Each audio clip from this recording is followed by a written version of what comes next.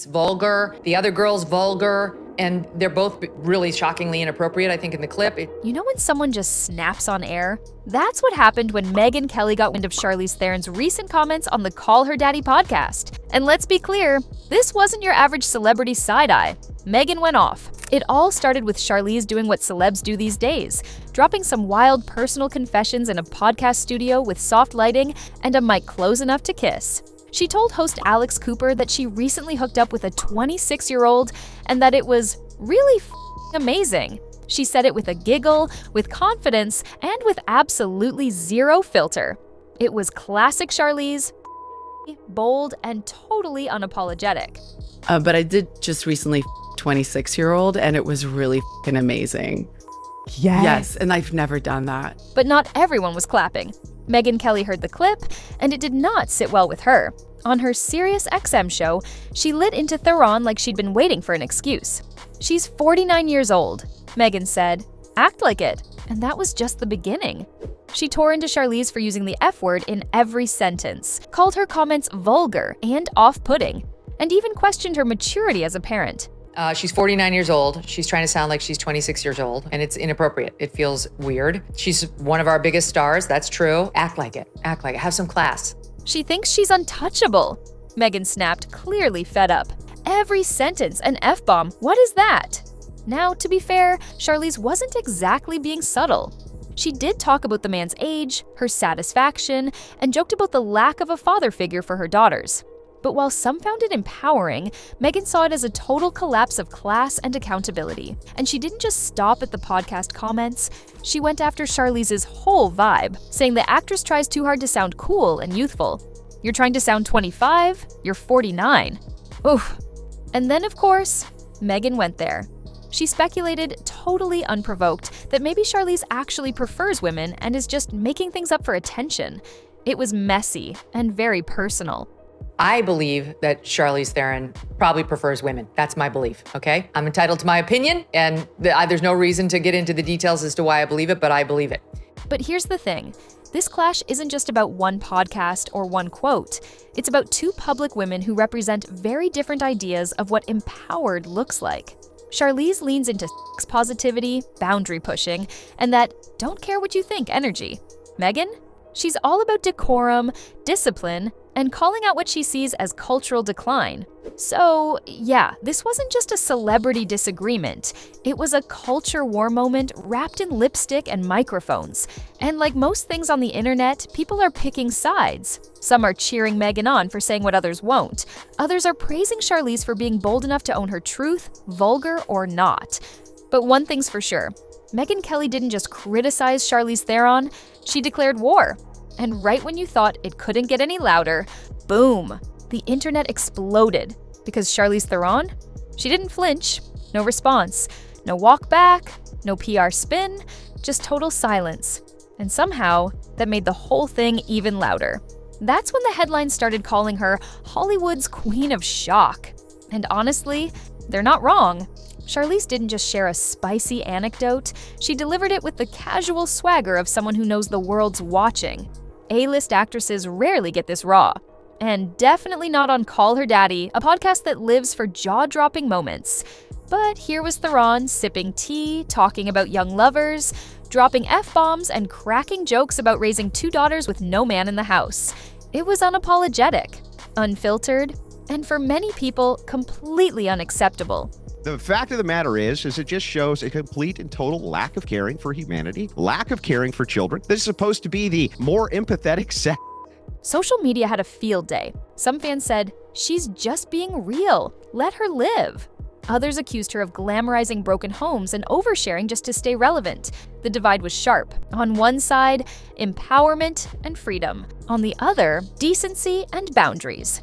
And at the center of it all, Charlize, cool as ever, letting the storm swirl while she posed for her next red carpet. But here's where it gets interesting.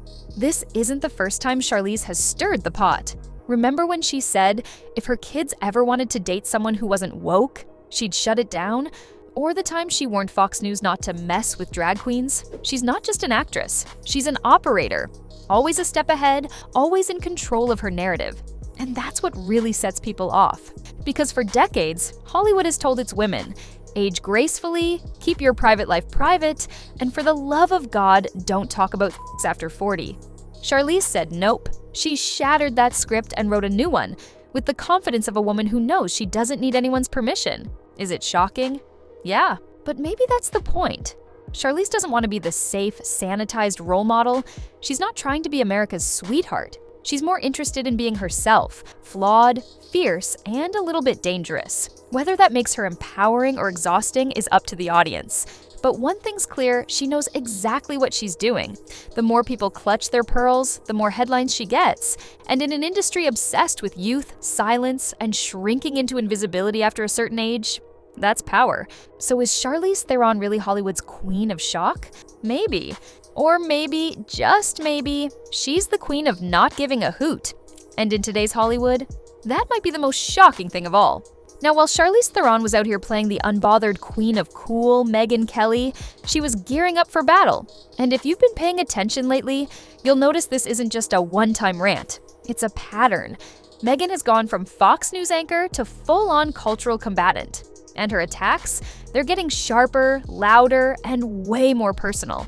Let's be real, Megyn knows how to command attention. She didn't survive primetime cable and stand toe-to-toe with Trump in 2016 by playing it safe. But since launching the Megyn Kelly Show on SiriusXM and YouTube, she's clearly chosen a new lane. And it's not journalism. It's not even commentary. It's warfare. Cultural, political, personal. And feuds like the one with Charlize, that's the fuel. In the old days, Kelly sparred with political figures. These days, it's celebrities, drag queens, and woke ideology. She's found a niche audience that doesn't just want the news, they want to fight. And Megyn delivers. Whether it's going after Taylor Swift, slamming Dylan Mulvaney, or now roasting Charlize for being too raunchy on a podcast, the formula is simple. Find a viral moment, take the moral high ground, and swing hard. Honestly, it's a very strange thing to see one of our best known actresses sit down like that with the crossed legs with podcaster, talking about their orgasms and who they effed. It's just really off-putting. It's outrage meets branding. And it works. The more she lashes out, the more traction her clips get online. Her segments get chopped up, turned into Twitter ammo, and spread across conservative media like wildfire. She's not just reacting to the news, she's shaping it. And honestly, she seems to love every second of it. But here's what's wild. She's not doing this just for the clicks. This is strategy. Because in 2024 and beyond, the media landscape doesn't reward neutrality. It rewards heat, passion, bias, a side to root for or against. And Megyn's built herself into a brand where every monologue feels like a takedown and every headline has her name in bold. Even her tone has changed. Compare her Fox News era to now. It's like watching someone go from courtroom lawyer to bar brawler. She's less polished, more emotional, more relatable to her audience. And that connection is what keeps people tuning in. They're not just listeners, they're loyalists. But here's the question. How far can she push this? Because at a certain point, the line between commentary and personal vendetta starts to blur. When Megyn dragged Charlize's parenting choices, suggested she might be lying about her life, and implied she's trying to act 25, those weren't just critiques. They were jabs, sharp ones, the kind that spark headlines but also backlash. Still, that might be exactly the point. Because in this new era of podcast politics and media feuds, staying loud means staying relevant. And Megyn Kelly, she's not trying to report the story anymore. She wants to be the story. And that brings us to Call Her Daddy, the podcast that's become Hollywood's favorite confessional booth and the internet's favorite place to lose its mind.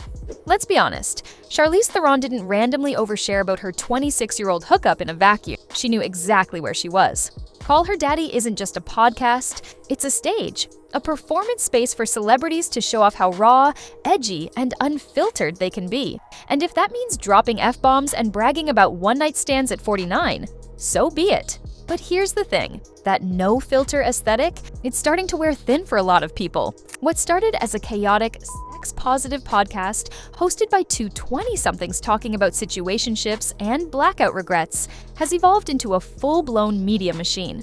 Alex Cooper has turned it into a platform where A-listers come to burn down their own PR teams. Hailey Bieber, Demi Lovato, John Mayer, now Charlize Theron, each guest seems to up the shock factor just a little more than the last. Businesswoman, that is great. But Alex Cooper has built a career on telling young girls, F men, you don't need men, be single, freeze your eggs, ladies, you don't need a man for anything. That is what she has told all of these young girls. Because the formula works: one wild quote, one viral moment, and boom, you're trending. You're relevant, you're on TikTok, Twitter, and YouTube Shorts all in one breath. But at what cost? When Charlize joked about not having a man in the house for her daughters and casually referenced how amazing her younger lover was, some applauded her honesty. Others, though, they were grossed out. It didn't feel empowering. It felt like shock for the sake of shock, like someone trying too hard to prove they're still with it. And that's the line Call Her Daddy keeps dancing on. There's a fine line between real vulnerability and curated chaos. And increasingly, the podcast feels like it's banking on the latter. It's not about honest conversations anymore. It's about viral disruption. How far can you go before people start questioning your motives? Because here's the twist. What used to feel rebellious now sometimes feels performative. Celebs aren't showing up to open up. They're showing up to go viral. They've studied the playbook. Say something outrageous, look cool doing it, and let the internet fight about it while your name trends. And in this climate, where attention is currency, Call Her Daddy is the Wall Street of oversharing. But maybe that's the problem.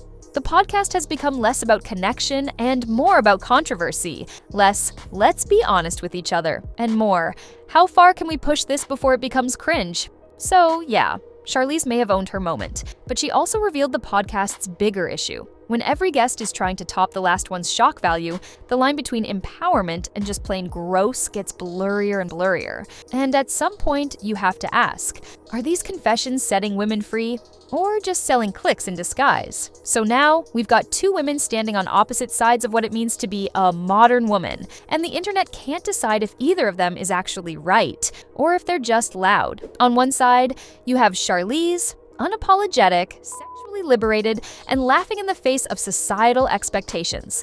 She's made it clear she doesn't need a man, doesn't care what anyone thinks, and if she wants to hook up with someone half her age and talk about it on Call Her Daddy, well, deal with it. In her world, empowerment means freedom. Freedom to say what you want, sleep with who you want, and raise your kids without asking permission. But then there's Megyn Kelly, slamming her hand on the moral table like a media judge in a courtroom of public decency. For her, feminism isn't about how many F-bombs you can fit in one podcast. It's about class, dignity, and not turning womanhood into a circus act. Her message? You're 49, act like it. And maybe don't build your legacy on hookup confessions. It's two totally different visions of female power. One leans into rebellion, the other into restraint. But here's the kicker. Both of them have been accused of hypocrisy. Let's start with Charlize. While she pushes a no-rules attitude publicly, people have pointed out the contradictions. She's slammed cancel culture, called out others for being problematic, and still manages to play the woke card when it's convenient. So, is she anti-establishment or part of the elite? Empowered or curated? A lot of folks think she picks and chooses what freedom means based on the headlines.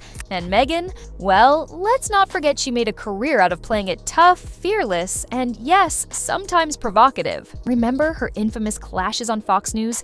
Her bold interviews? Her moments of raw, uncomfortable TV? That's what made her famous. But now that other women are doing it with a splash of F-bombs and bedroom stories, it's suddenly vulgar. For some critics, it feels like Megyn wants to control the conversation more than contribute to it. So maybe this isn't just about Theron versus Kelly. Maybe it's about how feminism itself keeps getting twisted depending on who's holding the mic. Is it about empowerment or performance? Boundaries or branding? Can you call yourself liberated if everything you say is engineered to go viral? Can you preach decency while profiting off public takedowns? Why do these libs talk out of both sides of their mouth? I mean, look at it. She refused to acknowledge the outcomes for single moms, pivots immediately. Let's be clear. At some point, feminism became a catch-all term for whatever makes you feel powerful, even if that power is rooted in tearing someone else down. And that's where the punchline lands, because whether you're flashing middle fingers at convention or wagging one in judgment, the real story here isn't about who's right. It's about how both women are selling a version of empowerment that's louder than ever, but maybe less honest than it looks.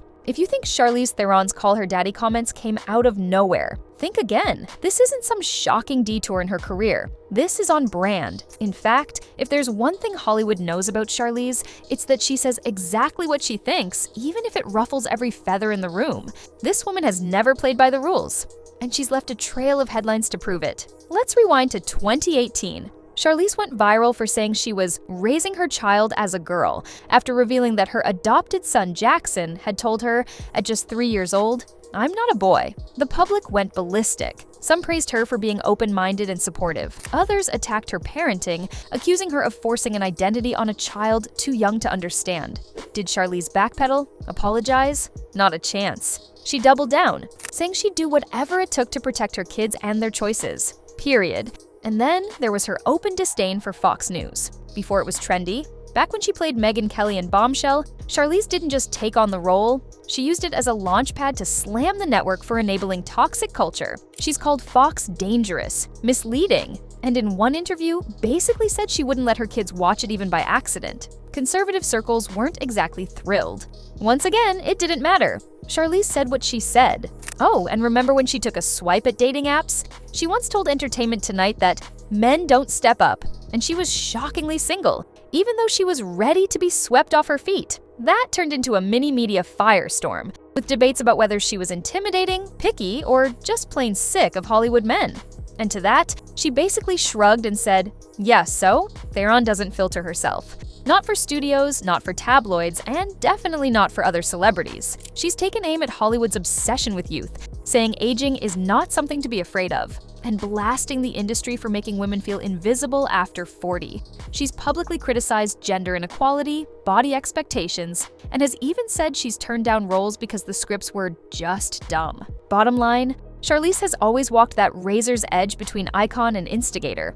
She's not trying to play America's sweetheart. She's trying to live in her truth, even when it rubs people the wrong way. So, when she hops on a podcast and casually talks about her with a 26-year-old, that's not a PR stunt. That's Charlize being Charlize. Love her or hate her, she's consistent. And in a town full of scripted sound bites and carefully crafted brand deals, that might be the most rebellious thing of all. So, where does that leave us? With two powerhouse women, one behind a podcast mic, the other behind a news desk, both redefining female empowerment on their own terms. Charlize Theron continues to shock, not because she's reckless, but because she refuses to edit herself for public comfort. And Megyn Kelly, she's turned cultural outrage into an art form, using her platform to call out what she sees as moral decay. But in the chaos of their feud, something bigger is happening. We're watching a generational clash over what it means to be bold, what it means to be decent, and what it means to be heard. Is Charlize oversharing or just rejecting shame? Is Megyn judging or just defending standards? Maybe it's both. Maybe neither. Maybe we're all just addicted to the drama. In the end, it's not just about Theron's hookup or Kelly's rant. It's about who controls the narrative and who gets to decide what empowered even means anymore. One thing's for sure, if outrage is the currency of the moment, both of these women are rich in it. And as long as clicks pay and culture wars sell, don't expect either of them to back down anytime soon. Let us know what you think in the comments down below.